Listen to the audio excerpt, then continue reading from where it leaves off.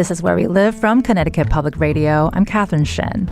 48 million adults, or 23% of the adult U.S. population, cannot read above a third grade level.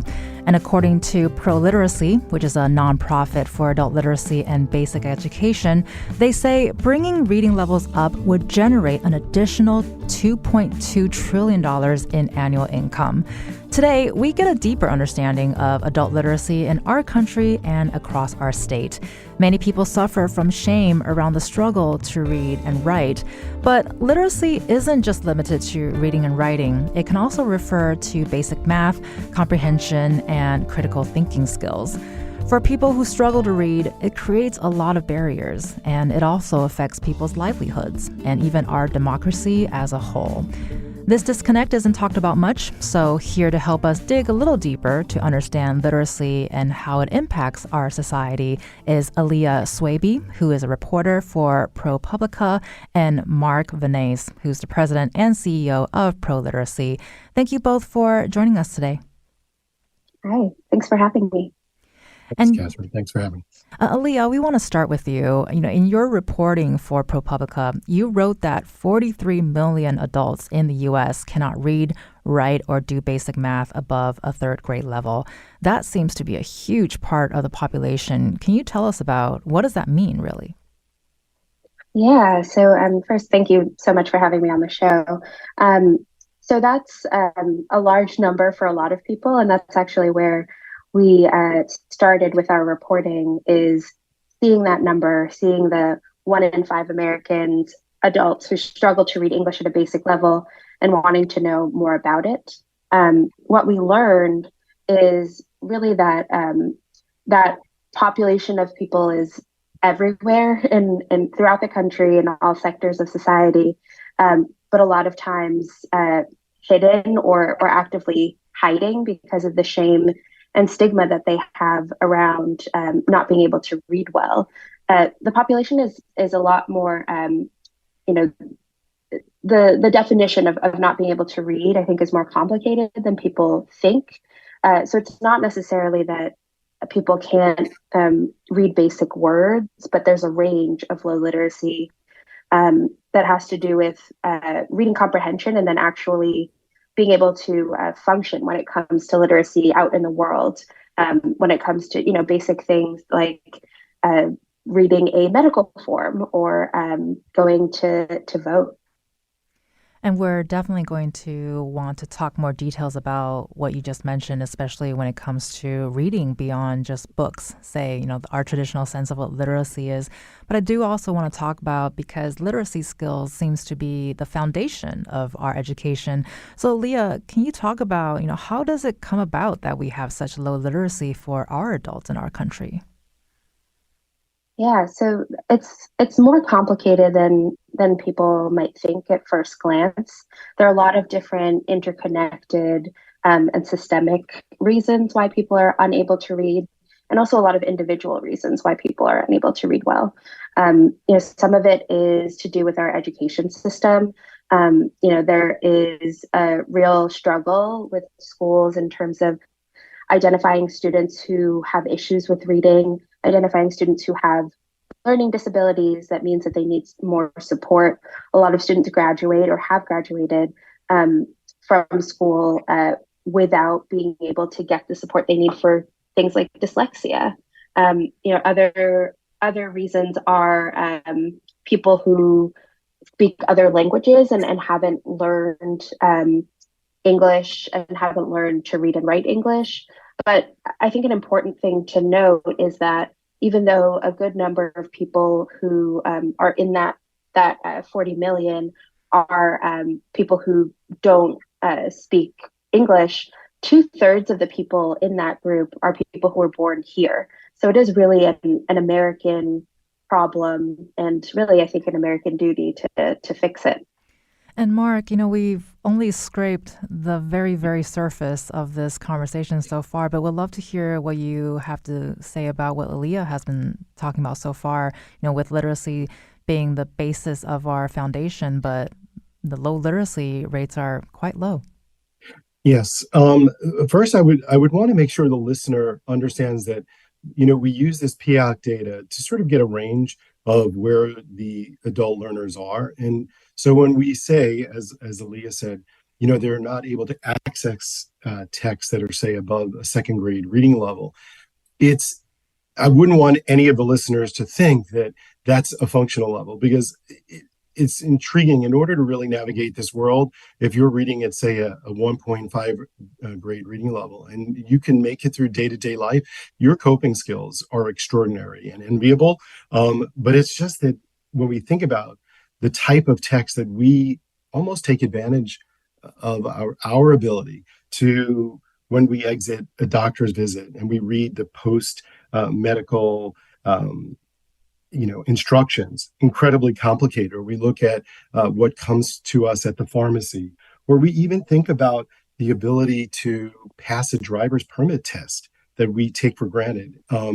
And then I think we can put into proper place the impact that it has on people's lives. And so, as Aliyya said, it's across the nation. Every county has at least 6% of folks that are struggling with adult literacy across the United States. But then in urban centers and in rural areas, we see, the percentage is much higher, and could be upwards to 80% of adults are struggling at reading above a fifth grade reading level. So it's pervasive, but it's correctable.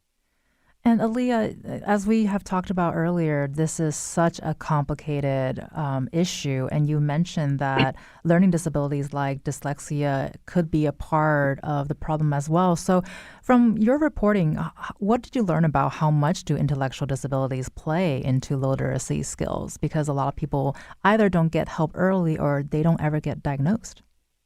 Yeah. I mean, it's definitely a big problem. I know we spoke to a lot of people who are leading adult education programs, and a lot of them could say, even anecdotally, that the people that they're working with, show signs of having undiagnosed learning disabilities where they didn't end up getting the basics in school. And what I know from my reporting in the K-12 space is that, if you are a child who is not diagnosed with dyslexia early, then your chances of being able to read well decrease over time, not just because of the ability, but also because you associate reading with something negative. There's less of a desire to learn, and there's less of resources to actually help you be able to get to where you want to go. And Mark, both you and Aliyya had mentioned there are so many different categories of literacy. And so can you help us define the changing definition of literacy? Because I think when we hear the word, we assume that we're talking about reading and writing, but it's, as you have mentioned, much more than that. Yeah. First, I'd love to just add on to something that Aliyya said, because I think it's this, just when we think about how it's been so pervasive, I think it's multi-generational, often linked with poverty, socioeconomic disadvantage, as well as across generations challenges with education. But I also think that part of it is that very often in our most disadvantaged communities, we're really challenged at attracting large numbers of educators that are highly skilled, and or investing in capacity building in those areas, so that when a learner is in kindergarten, first and second grade, they could really get the best instruction on reading, on foundational skills. And as Aliyya said, unfortunately, so many learners don't, whereas we find that nearly 2/3 of children that are progressing into third and fourth grade are far below proficiency levels. So, I mean, I think we have to look at it on both sides on, how do we stem that tide at the lowest level? And again, I think it's investing on both sides. As far as the multiple literacies, digital literacy is another area. We think about medical and health literacy and financial literacies. So all of those areas are additional literacies that, if we are struggling with reading and writing and accessing complex text and information and being able to synthesize that information, then we can only imagine that if I'm doing a search, if I'm Googling something and I'm trying to find information, well, if I'm struggling to synthesize information on one piece of text, then imagine if I'm trying to find the best information across multiple.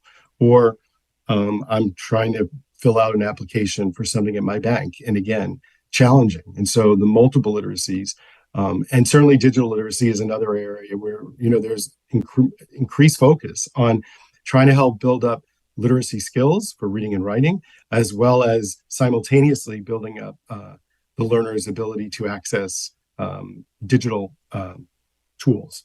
Well, and I love that comparison too, because like we were saying earlier, we often relate it to, reading for pleasure or for joy, which it can be, of course, but it's also something that we use and often perhaps taking for granted because we use it every day. So can you talk about sort of the disconnect between people understanding, what their life would be like if they couldn't read or understand how to fill out those forms or go through those statements? What are your thoughts, Mark? Look, I mean, I often think about it with our team. We think about if there's a way to sort of get people across the nation just for a day to just, I'm thinking of even some app or something where every single time we try to read something that helps us through our day-to-day life, we take note of it.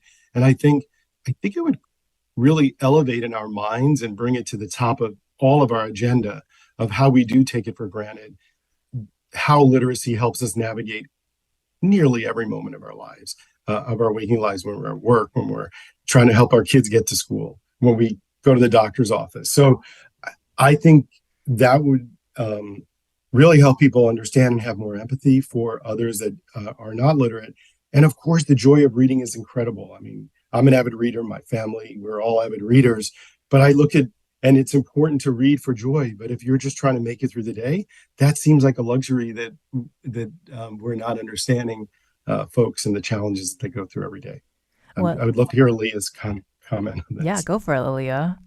Yeah. One thing I wanted to talk about is reading for pleasure, and when we talked earlier about the intergenerational aspect of low literacy, a lot of people, and I know, Mark, you probably have heard this a lot of people who I talked to who struggle to read just wanted to read with their kids or their grandkids. Like there's, maybe you don't want to read for pleasure for yourself, but you want your kids to be able to do that in the future, and you want them to have an easier time than you had, or your grandkids to have an easier time than you had, and have a better relationship with reading. So, I think there's a lot of reasons why people want to learn to read better.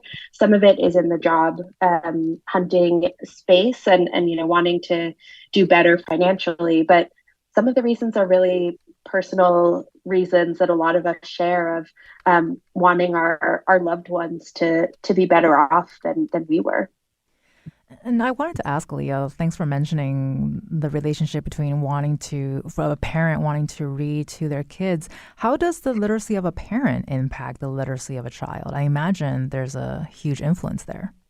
Definitely. And actually, one thing that when Annie Waldman and I were, my co-reporter on this, were working on this, one thing that really stood out to us is, unfortunately, in the US, unlike in other wealthy countries, if you have limited education and your parents also have limited education, you're a lot less likely to be able to surpass their literacy skills. In other wealthy countries, that's not the case. You have much more of a chance of being able to surpass where your parents were. And it was interesting to us because it seemed like the opposite of the American dream, right? The American dream is kind of this dream of being able to build every generation and become better every generation in terms of education, in terms of economics. And in the US, especially when it comes to literacy, that's just not true. And it's actually a lot harder to be able to overcome what you were born into, which is really unfair. Yeah, no, that does seem very surprising, as you're saying. And on that note, too, Aliyya, what does literacy look like by demographics? Where in the country is this occurring, and how big is race a determinant? Yeah, so most by numbers, most of the people who struggle to read are white and Latino, but when you look at representation or by proportion of the country, Black people are definitely overrepresented, and obviously that has a lot to do with poverty, with who has the opportunities to get good resources in their education, who is underrepresented or overrepresented in special education, who is going to schools that have more money. Those are all factors that play a role beyond just racial identity. And when you look at the country overall, as Mark said earlier, every county has at least some population that struggles with literacy. But you see the darker areas along the border, the US border with Mexico, in Texas, you see it in California, you see it in the Mississippi Delta and the Black Belt region across the South. And those are all areas where, historically there have been reasons why those groups were either denied the ability to be able to read, especially in the case of the Black Belt and the Mississippi Delta, or there are large populations who, speak other languages, and maybe the bilingual education or ability to get the resources to learn English in schools is not as robust as it should be. So everywhere you look, there are different structural reasons why, but it all is, one overall large issue for the country. We're going to be taking a call from Tom, who's in Manchester, who would like to join the conversation. Tom, you're on the air. Good morning. Yeah, I live in Manchester. We have our own adult education system that's self-funded. But just to get to the point, I think a proportionate number of inmates in prisons and jail that can't read, or if you have dyslexia or dysgraphia, or just another learning disability that can affect that, or if you're hearing. So I think that can be another issue in eyesight.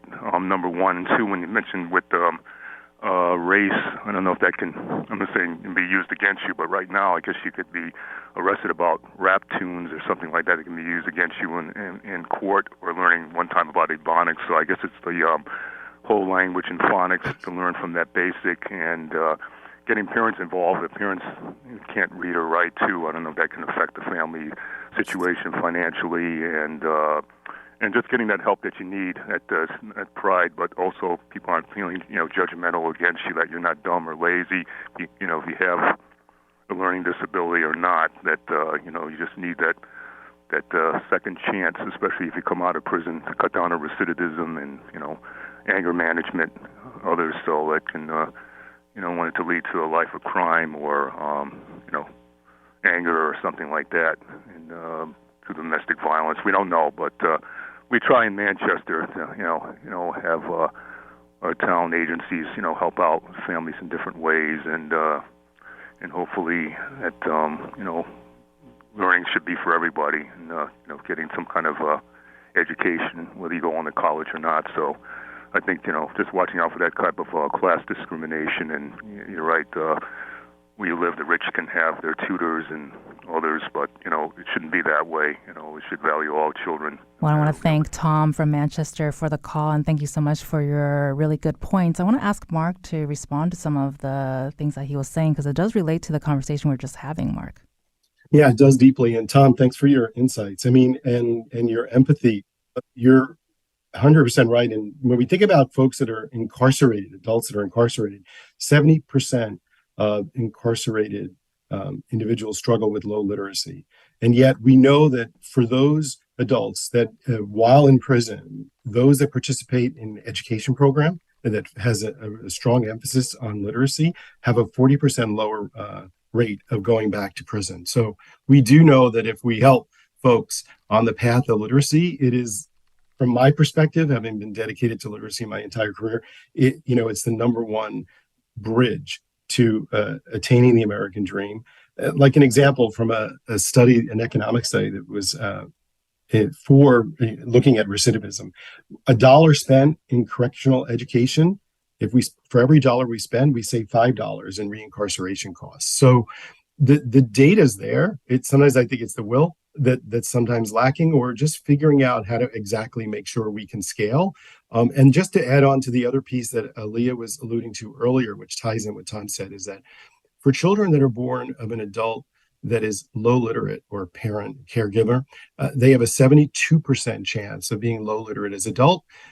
So from my perspective, I wouldn't want a listener to believe it's a fait accompli. It's not. I mean, we can stem that, but unfortunately, based on the current dynamics, that's the situation and the outcomes here in the United States.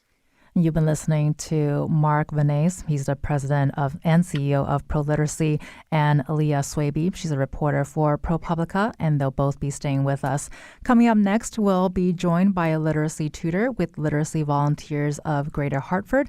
She'll be talking about her experience on how she got started as a tutor and what education or adult education looks like in her classroom. Find us on Facebook and Twitter at Where We Live.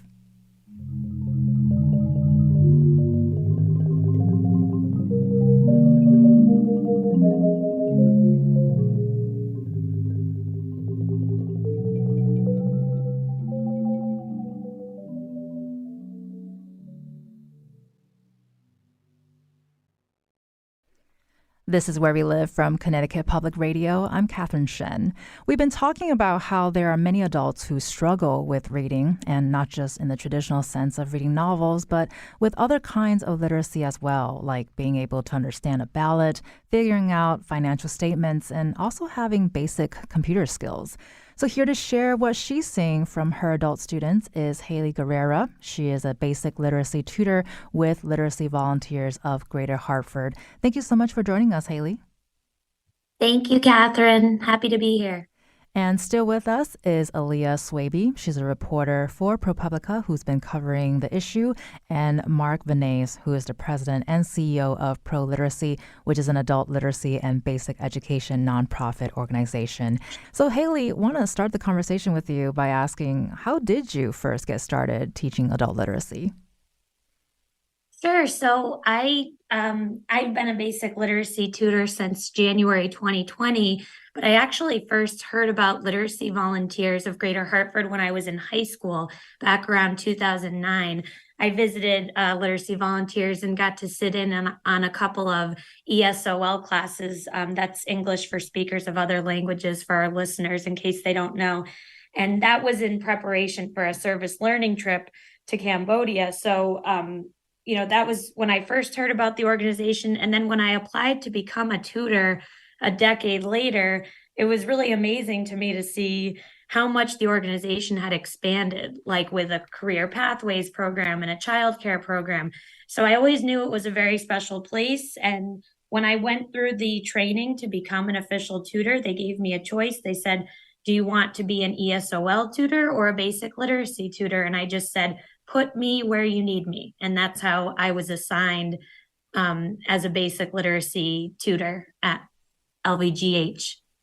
And it seems like that need is still really great because according to your organization, 19% of adults living in the Greater Hartford area read at or below a second grade level. That's a pretty sobering number. Absolutely. Sobering is a good word. It's really opened my eyes to the fact that adult literacy doesn't get discussed a lot. For example, when I tell people that I'm a basic literacy tutor and clarify that it's not ESOL, a lot of them look surprised or confused. They say, wait, these are adults you're tutoring and English is their first language, but they don't read. And well, yeah, as Aliyya mentioned earlier, low literacy stems from so many causes. It's, undiagnosed learning disabilities. It's, some had to focus on survival or taking care of family and handling household stresses, or some, maybe moved around so much that their education just didn't make sense and it didn't fit together. And then honestly, just systematic inequality at school. So there's just a myriad of reasons why people would enroll in the basic literacy program. And so when people ask you that, what do you tell them in terms of what does adult literacy education look like? Can you describe what your classroom is like and some of your students? Sure. Well, I definitely try to explain that literacy, and I know we were kind of talking about this. Mark was giving a nice definition of literacy, which I think everyone interprets differently. It extends far beyond honing reading and writing skills. It means increasing independence and personal power to act and resolve issues and communicate with the competence necessary to deal with situations and opportunities within an environment. A lot of students that I have, what I try to do is, I have this basic literacy program. It ranges from beginner level to preparation for the high school equivalency test. I teach a higher level course, and I'm constantly trying to demonstrate the utility of literacy. So we have a lot of rich discussions because I'm regularly reinforcing them with texts on familiar issues like current events so that they can rely on context and read better. I think there is an assumption that and this is what I tell people who are, kind of confused about the basic literacy versus the ESOL. I think there's an assumption that because it's an adult literacy program that adults learn to read as easily as children or maybe through the same processes, but that's definitely not true. Each literacy adult student has characteristics that make them, more amenable to the learning based on their life experience. So using texts on familiar issues or asking them what topics they would like to learn more about really help keep them engaged. And I think create a higher probability that the instruction will be more effective for them. Well, and I love hearing the passion in your voice, really, when you're talking about how to engage your students and get them interested in that relatability, I think is very key. Have you taught before? Did you have any teaching experience before you started teaching adult education? No teaching experience. Although I do think, I see some of my fellow tutors, many are retirees. They are coming in with a background in teaching, but you absolutely don't need a teaching degree. I think all you need to be a tutor is an ability to speak English fluently and a passion to help others. I do think it's personally, selfishly helped me become a more creative problem solver, to try to adjust lessons to figure out, what works best for the students. But yeah, no teaching experience for me, Catherine. Well, it sounds like the benefits go both ways. And you tutor part-time, and of course, these students aren't in class all day. So can you talk about the time involved in teaching this class and sort of the limitations around that? Sure. So, the class that I teach is once a week for 2 hours. So, and we do the program at Literacy Volunteers, the basic literacy program, they offer morning classes as well. I happen to teach an evening class, 6 to 8 on Thursday evenings. So that's part of the commitment for me as a tutor is committing to every Thursday, 6 to 8. And then there's, of course, some lesson planning involved, which I would spend probably an hour per week on lesson plans. And then, you really have to optimize your time since you only have the 2 hours. But I do think, as you said, it's mutually beneficial. These students, they make me more empathetic, more compassionate. They, expose me to a life that I wouldn't otherwise, understand or know about. And I think it is very, very impactful. It's, it's not just helping one student. This work impacts the community around us and the larger economy too. These students want jobs. They want to better their lives and their families' lives. And they know that if they can improve their reading, they can help future generations too. So for me, 3 hours a week seems like a very small time commitment for a very, impactful result. And Aliyya touched on this a little bit earlier, but Haley, I would love to get your perspective from the classroom. Are you seeing any of your students that struggle with shame around not having these literacy skills? Oh yeah, absolutely. I think, and that's one thing that I'll say is, if listeners are wondering for thinking about, tutoring best practices, I would say always extend empathy. Use positive reinforcement. I'm a huge proponent of that because, these students are often very ashamed or maybe embarrassed about their age. I mean, even just the simple act of filling out the application to enroll at Literacy Volunteers can be a really, really hard first step for them. So just, again, extending empathy, giving positive reinforcement for even something as simple as showing up. That's incredibly important. I see that a lot, that shame or embarrassment or just feeling of maybe awkwardness walking into the classroom. Well, following what Haley was just saying, Aliyya, you also spoke with a number of people that struggle with literacy in your reporting. Can you share with us about those feelings that they have around having low literacy? Yeah, definitely. So we did talk to a number of people who did struggle to read. One woman who we talked to, her name is Faye Combs, and she I think was not able to read until she was in her 40s, and she actually ended up hiding it from her family even until finally I think it came time to tell them, because she was just struggling, and they were like, well, we suspected, we suspected, but we wish you would have told us.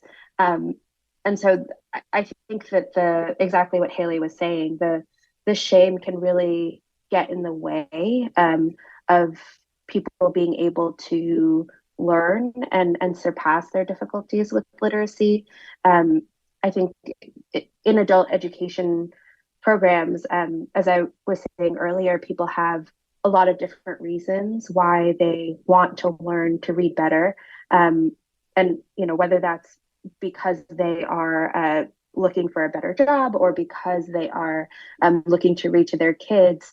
I think programs like the one that Haley is teaching in are really crucial to help people get past not just the literacy struggles, but also the senses of shame and inadequacy that they might be feeling from just moving through society without a skill that other people might expect them to have.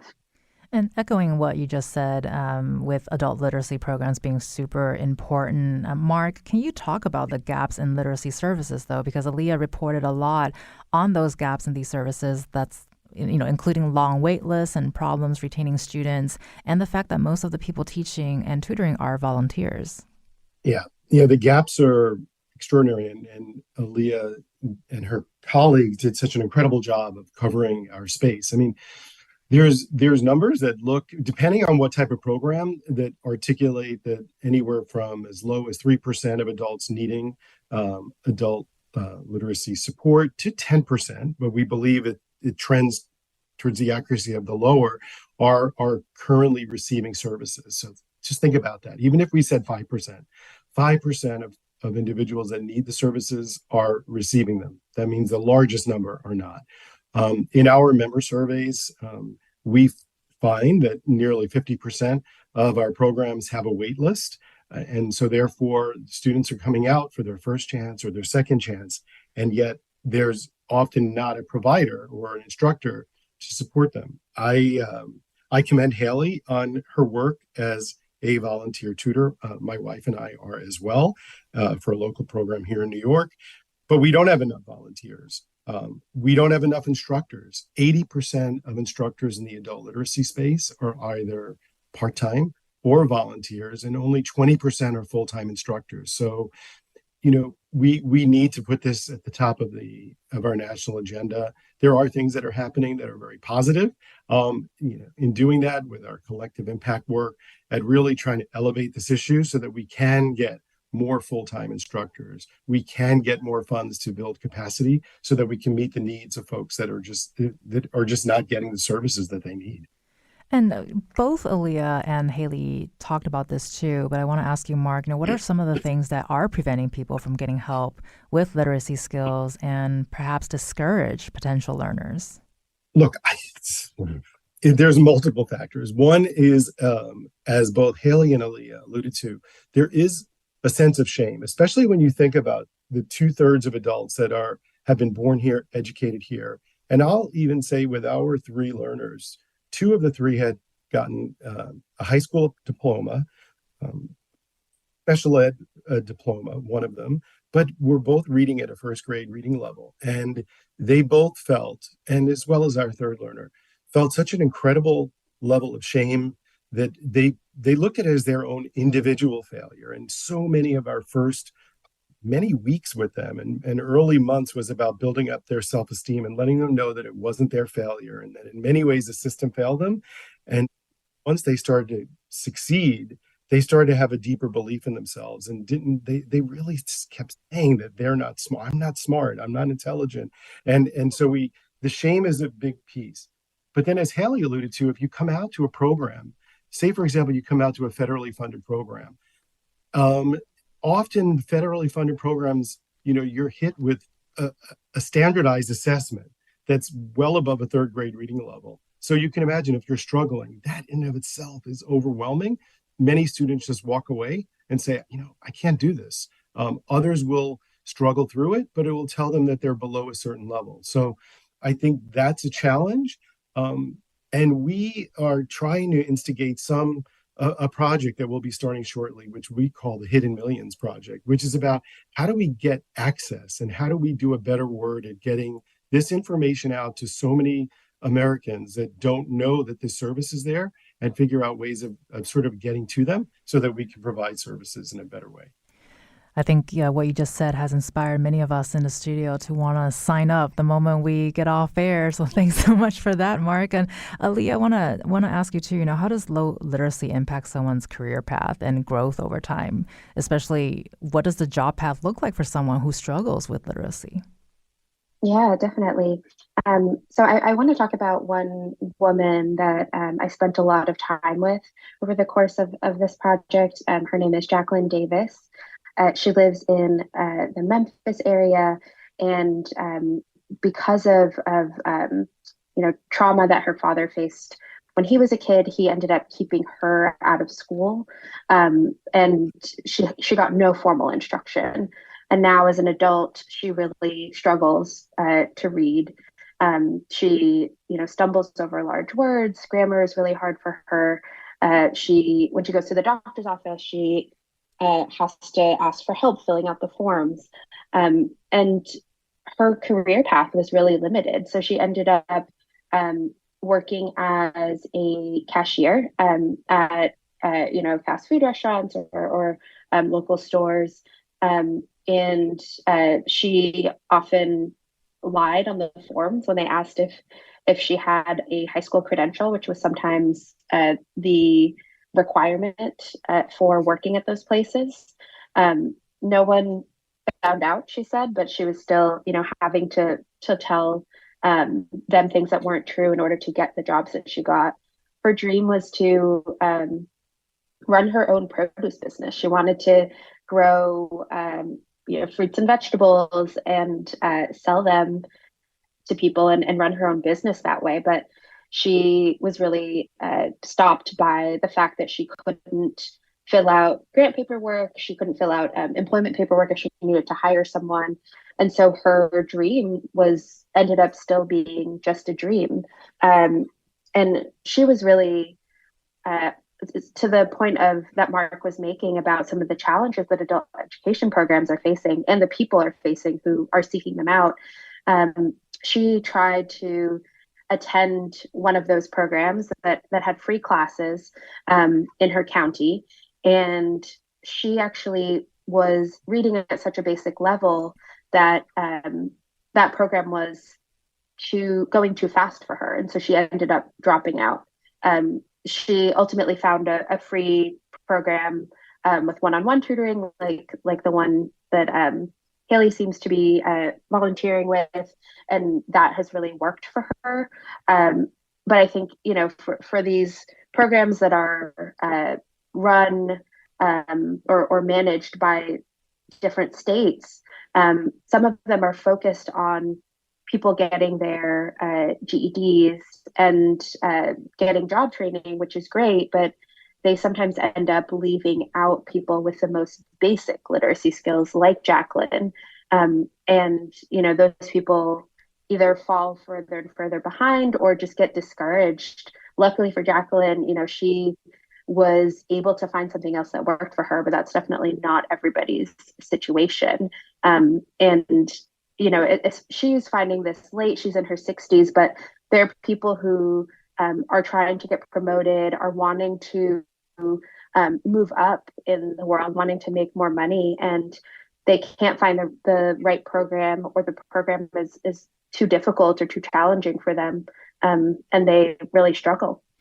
We got about a minute here, but I want to ask Haley real quick. If someone might be interested in becoming a literacy tutor, what should they know about doing this work, and what will you say to them?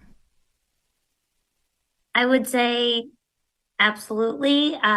Join us. It's an amazing staff who makes you feel very supported and provides you with all the materials that you need and training. So training is required, 2-hour training sessions. But all you need to do to get started is to visit lvgh.org and go to the volunteer application, fill it out, and you'll get a very nice note inviting you for a tour of the school, a welcome meeting. And I would just say, adult literacy can change everything: health, gender equality, poverty, many of the topics that we touched on today. And every important social issue is impacted by low literacy. So by stepping out of your comfort zone, you really are making, a bigger impact than you even know. You've been hearing from Haley Guerrera. She's a basic literacy tutor with Literacy Volunteers of Greater Hartford. Thank you so much for shining a light on what adult education looks like, Haley. Thank you, Catherine. Thank you, Aliyya, and Mark as well. And for those interested, that website is www.lvgh.org. And up next, we will continue the conversation with Aliyya and Mark. We'll dig deeper on how the lack of literacy skills impacts voter turnout during elections and what advocates are doing to raise awareness around adult literacy. Find us on Facebook and Twitter at Where We Live.